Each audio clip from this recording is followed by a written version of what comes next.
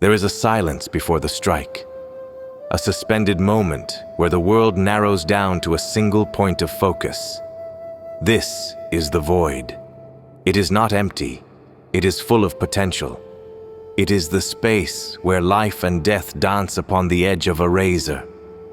But you do not live in the void, you live in the noise. You live in a world that screams for your attention, a world of chaos, flashing lights, and instant gratification. You are drowning in a flood of information, yet you are starving for wisdom.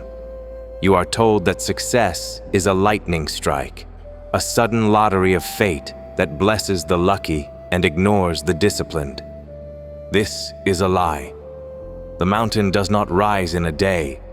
The canyon is not carved by a sudden flood, but by the relentless, patient persistence of a single river, cutting through stone over 10,000 years.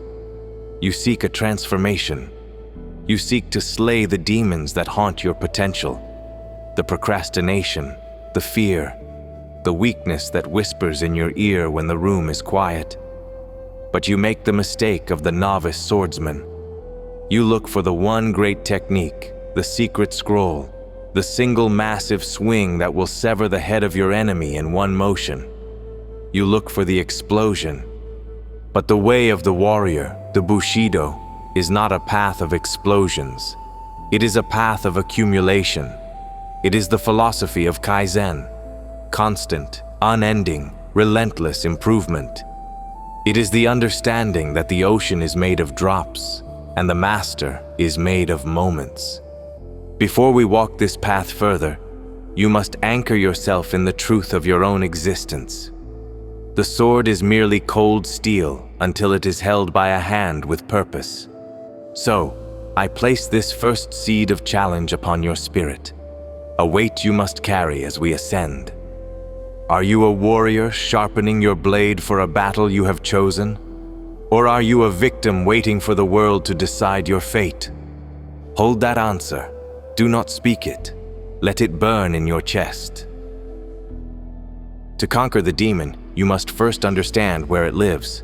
Miyamoto Musashi, the sword saint who fought 60 duels and lost none, wrote in the Dokudo, "Do not seek pleasure for its own sake." The modern demon feeds on pleasure. It feeds on the path of least resistance. The demon is not a monster under your bed. It is the voice in your head that says, "Do it tomorrow." It is the comfort that dulls your edge. It is the rust on the blade. In the era of the samurai, a rusty blade was a death sentence. It meant that the warrior had neglected his duty, not to his lord, but to himself. Today, your rust is your scrolling screen. Your rust is your skipped workout. Your rust is the project left unfinished because it became difficult. You cannot scrub away a decade of rust in a single second. If you scrub too hard, you break the steel. You must polish, one stroke, then another, then another. This is the essence of the toishi, the whetstone. The stone destroys the steel to create the edge. It is a friction that leads to perfection. You must be willing to destroy the part of you that is soft to reveal the part of you that is hard. Consider the forging of the katana. This is not a gentle process. The steel, the tamahagane, is born from the earth, full of impurities, pockets of air, and weakness. To make it legendary, the smith does not simply beat it into shape. He folds it. He heats it until it glows with the color of the sun, hammers it flat, and folds it back upon itself. Once, twice, 10 times, 1,000 times. With every fold, the impurities are driven out. With every hammer blow, the structure becomes aligned. The steel becomes one with itself. You are that raw steel. Your doubts, your anxieties, your need for validation. These are the impurities. And the days you face, the cold mornings, the failures, the rejections, the heartbreak, these are the hammer blows. You despise the struggle, you want the ease. But the samurai prays for the struggle, for without the hammer, the steel remains brittle. Without the heat, the sword shatters upon impact. Do not run from the heat of your life. Do not curse the weight you must carry. The weight is the whetstone. The heat is the forge. If you feel pain, good. Pain is the sensation of weakness leaving the body. Pain is the evidence that the fire is hot enough to change your shape. To practice Kaizen is to embrace the fold. It is to look at your day and ask not, how do I conquer the world, but how do I perfect this one breath? The Zen archers of old did not aim for the target. They aimed at themselves. If the mind was right, the stance was right. If the stance was right, the release was right. And if the release was right, the arrow could not help but find the center. The target is irrelevant. The process is everything. You must detach yourself from the outcome. In the Hagakure, Yamamoto Tsunetomo wrote the words that have confused scholars for centuries. The way of the samurai is found in death. This is not a morbid fascination with dying. It is a supreme liberation from the fear of failure. If you view yourself as already dead, you have nothing to lose. If you accept that the result is out of your hands, that you might fail, that you might fall, that the world might not applaud you, then you are free to act with total purity. The modern man is paralyzed by the fear of looking foolish. He does not start the business because he might fail. He does not speak his truth because he might be ridiculed. He guards his ego like a treasure. But the warrior knows the ego is a heavy armor that only slows him down. Shed it. Walk into the arena as a ghost. The demon of anxiety cannot touch a ghost. The demon of fear cannot hurt a man who has already accepted his end. When you detach from the desire for the reward, you gain the power of the action itself. You stop counting the reps and start feeling the muscle. You stop watching the clock and start inhabiting the work. This is the state of Mushin, the mind of no mind. It is the state where the dancer becomes the dance, where the writer becomes the ink, where the warrior becomes the cut. In this state, there is no I am trying. There is only doing.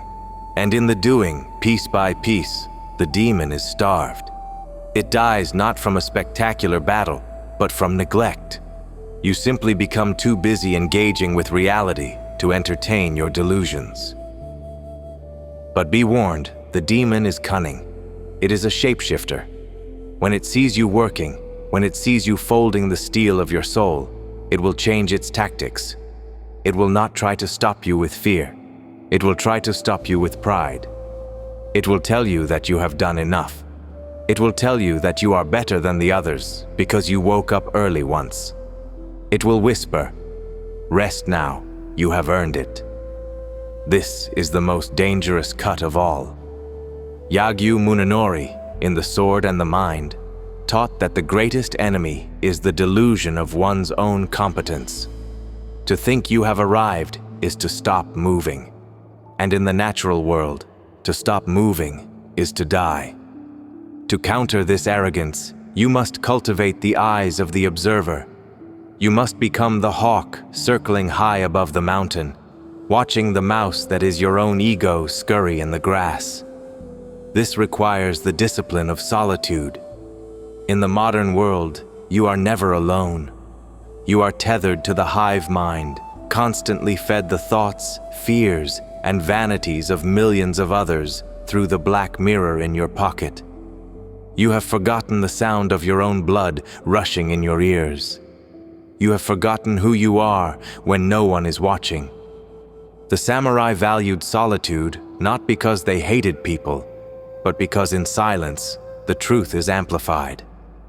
Musashi walked the length of Japan, sleeping in the rain, facing the elements, eating cold rice. Why? To harden the spirit, to strip away the need for comfort, to see if he could stand alone.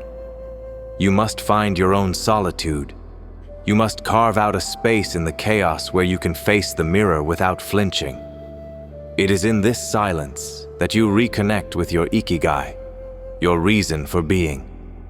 We have reached the heart of the journey, the midpoint of the bridge between who you were and who you must become. I command you to stop, breathe, clear your vision. Look at the last 24 hours of your life. If that day was repeated for eternity, looping over and over, would it lead you to a heaven of your own making or a hell of regret? Do not look away. Do not make excuses. The answer is the map to your battlefield. If the answer brings you shame, use it. Shame is a powerful fuel, but a toxic drink. Burn it in the engine of your discipline. Do not swallow it. Convert the regret of wasted time into the aggression of the next step. The past is a ghost. It cannot hurt you unless you let it haunt you. The unfettered mind, as taught by Taekwondo Soho, flows like water. It does not get stuck on the rock of a past mistake. If you missed the mark yesterday, it is gone. If you failed this morning, it is gone. The warrior exists only in the now. The sword cut happens in the present. If you are thinking about the cut you missed, the enemy will kill you with the next one. Reset, recenter, begin again. This is the secret that the masters knew, the secret that separates the elite from the average. Mastery is not a destination. Mastery is the habit of starting over. It is the humility to be a white belt every single morning. The moment you think you are a black belt, you stop learning. The moment you think you are a master, you are merely a statue, waiting to be toppled by time. You must be the eternal student, the Shoshin, the beginner's mind. Observe the bamboo. This is your teacher in the art of resilience. The oak tree is mighty. It stands rigid and proud against the wind, but when the typhoon comes, the oak tree snaps because it is too stiff to bend. The bamboo is hollow. It has no ego. It yields to the wind. It bends until it touches the ground, but it does not break. And when the wind passes, it snaps back, stronger than before. This is the principle of Ju: gentleness, adaptability. Your demons are rigid. Your bad habits are calcified structures in your brain, hardened by years of repetition. To defeat them, you cannot simply smash them with willpower alone. You will exhaust yourself. You must outgrow them. You must be like the bamboo. You must build new segments, new pathways, small actions repeated until they become your nature. A single push-up is nothing. A single page read is nothing. A single moment of patience is nothing. But 1,000 push-ups is a new chest. 1,000 pages is a new mind. 1,000 moments of patience is a new soul. As you walk this path of the beginner, you will find that the landscape changes. The steep climb becomes a steady march. The breathless panic becomes a rhythmic breathing. This is the emergence of Zanshin, relaxed alertness. The warrior who has practiced his cuts 10,000 times does not need to think about the sword. The sword is an extension of his arm. He is aware of the wind, the sun, the shift of the enemy's weight. He is present. When you apply Kaizen to your life, your discipline ceases to be a punishment and becomes a state of being. You no longer force yourself to do the work. The work pulls you. It becomes your nature to polish the stone. It becomes your nature to fold the steel. You stop fighting the demon because you have starved the demon. You have filled the space it used to occupy with purpose. You realize that the discipline is not a cage, but a key. But you must understand the nature of the enemy you face today. It is not a bandit on the road. It is the entropy of the universe. Everything in nature tends toward disorder. Your garden, left untended, becomes a jungle of weeds. Your body, left untrained, becomes soft and weak. Your mind, left sharpened, becomes dull and fearful. The samurai is the gardener of his own soul. He carries the sword not just to kill, but to prune. You must carry the blade of discrimination. You must cut away the dead branches of toxic relationships. You must sever the roots of doubt. You must maintain the garden. This maintenance is not glamorous. It is not cinematic. It is boring. And that is why so few survive the path. Everyone wants to be a samurai when the battle drums are beating. No one wants to be a samurai when it is time to clean the stables. But Bushido is found in the stables as much as on the battlefield. It is found in how you make your bed, in how you speak to your family, in how you treat the stranger who can do nothing for you. If you cannot be disciplined in the small things, you will be destroyed by the big things. The path implies distance. It implies that you are going somewhere. But in truth, the path is inward. You are traveling into the center of your own being. The layers of fear, social conditioning, and laziness are like layers of an onion. You must peel them back, one by one, often with tears in your eyes, to find the core of who you are. The hara, the center of power. There will be days when the fog is so thick you cannot see the path. Days when the cold seeps into your bones and you want to lay down and sleep in the snow. These are the days that define you. Anyone can walk when the sun is shining. The warrior walks when the storm is howling. He walks because he knows that the storm is temporary, but the glory of the spirit is eternal. He knows that the sun has not vanished. It is merely behind the clouds. We draw near the end of this meditation, but the beginning of your true war. You have heard the philosophy. You have felt the weight of the tradition. But words are like mist. They vanish when the sun rises, unless they are trapped in action.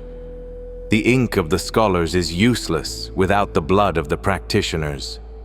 You are standing at the precipice of your old life. Behind you lies the comfort of the rust, the easy decay of the unexamined existence. It is a warm, soft grave. Ahead of you lies the mountain.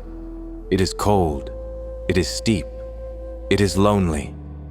There are no crowds cheering on the path of the Ronin. There is only the sound of your breath and the crunch of your boots on the gravel. But on that mountain, the air is clean. On that mountain, you are free. On that mountain, you meet the version of yourself that you were destined to be. Do not promise yourself that you will change everything today. That is the promise of a liar. Promise only this, that you will make one small cut, that you will polish one small corner of your spirit, that you will fold the steel one more time, even when the fire burns your skin. Rise. Stand up in the physical world. Feel the gravity pulling you down and defy it. You are the descendant of a lineage of spirit that stretches back to the first man who picked up a stone and decided to shape it. You are the smith.